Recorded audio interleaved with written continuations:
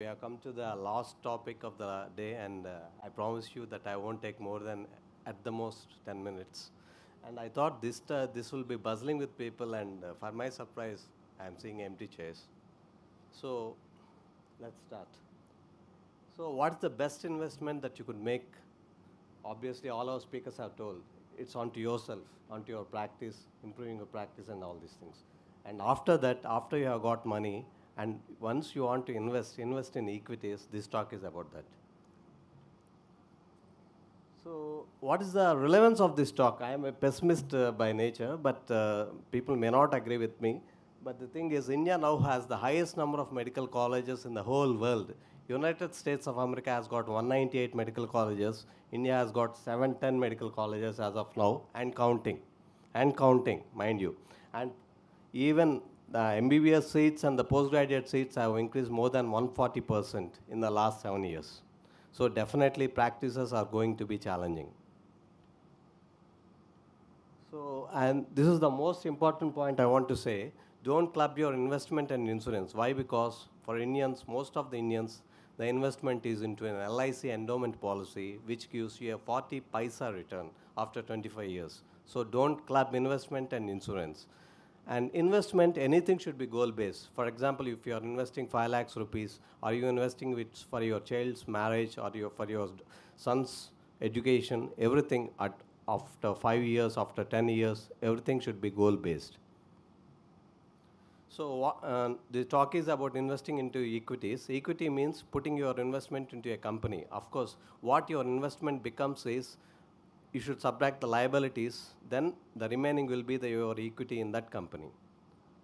So you can invest into a company by way of two ways. You can invest into mutual funds, you can invest by way of stocks. I will deal with two things in this talk. So mutual funds, group of people come together, they pull up money and they invest in somebody, they will employ someone and he will invest on your behalf into mutual funds. He too will invest in stocks, but he will be a mediator. That is the basic of the mutual fund.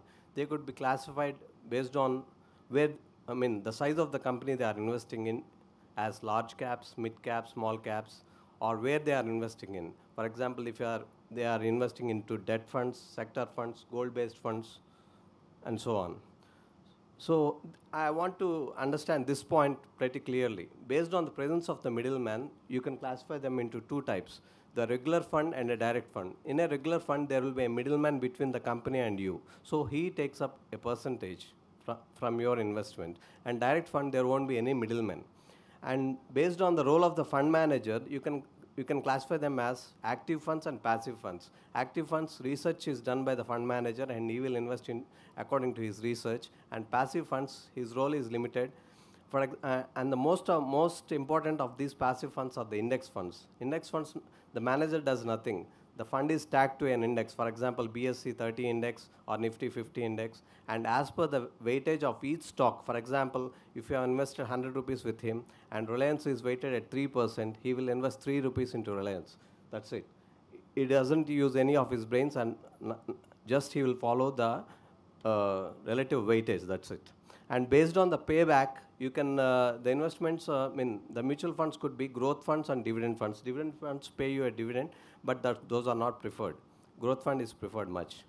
So, and this one is the most important thing. So in any mutual fund, in an active fund, passive fund, regular fund, or a direct fund, you have what is called expense ratio. That's the percentage of fund that is deducted from your corpus and as a maintenance. For example, if you are invested in 4 crores into a fund, if it is 2% maintenance fee, it will be 2 lakhs per annum.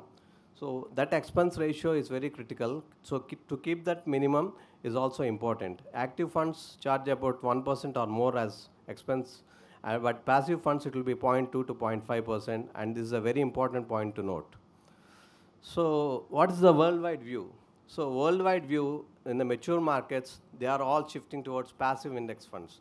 In India, still we have got active funds because India is still an immature market, and we have got what is called an alpha ratio is there. So there is a possibility to beat the market in an immature market. That's what we call as alpha. India is still an immature market, so people are investing into active funds, but worldwide the shift is towards the passive funds. So who is rooting towards investment? index funds. None other than the Oracle of Omaha, Warren Buffett. He was diagnosed with prostate cancer around about a low grade of prostate cancer around about 6 years, 5 to 6 years back, and he has written in his will. So after he dies, 90% of his assets should go into index funds. So, I mean, if I have to give a choice to, I mean, somebody asks me an advice, I will give to which in a mutual funds you should invest in. You should invest in an index fund and an active small cap fund. So the only funds where the small caps have outperformed index funds are in the smaller companies, small capitalization companies. The active funds have outperformed the index fund. Rest of the times, index funds 8 out of 10 times have outperformed an active fund. So basing on your age, for example, if you are 50 like me, go more with an index fund. If you are a relatively young person, go with an more investment into an actively traded small cap fund. So ETFs, they are upcoming things. So, I mean, see the statistics. This is pretty interesting. For example, if you are invested 10,000 rupees in 1918 in a Wipro share, by 2021, you will be worth of 1899 crores, maybe far more than any group of hospitals or chain of hospitals. So if you invested 1 lakh in MRF, it will be 74 crores. So these are unbelievable stories, but don't forget these also. Satyam, Yes Bank, Reliance Power, countless others who have created enormous losses. So once you are investing in a company, what you should see in a company? You should see with these three things. Whether it has got a moat. For example, all the forts in the world, whole world, the king's forts, they should have moats around them. They are with ante oka agadam laga danlo mosallu untai. So the presence of moat is very important. For example, if all the companies either they produce goods or they deliver services. So any fly-by-night courier, could they just emulate them and get into the market, or it's not so easy. If it is not so easy, that means that product or service has got a moat and it's not easy for others to replicate it. So the company should have a moat, and management is the most critical thing, and the money utilization. This is important because you don't want to take the profits, you want to reinvest them. So the company should also have the ability to reinvest your money. So see that ability to do. And as I said, management is the most important thing. See the previous track record of whether they are, how they are conducting themselves, are there financial irregularities with them, and presence of independent board of directors of repute in the board, and see the quality of the auditors. What kind of auditors they are employing, and the privately held companies of the promoters. The most famous of this example is the Satyam. Satyam promoters owned Metas privately, and rest is history. What happened, rest is history. So, and coming to the fundamentals, these are all the fundamentals. PE ratio, how expensive the share, the price of the share to the earnings of the share is the PE ratio, and PEG is the growth potential.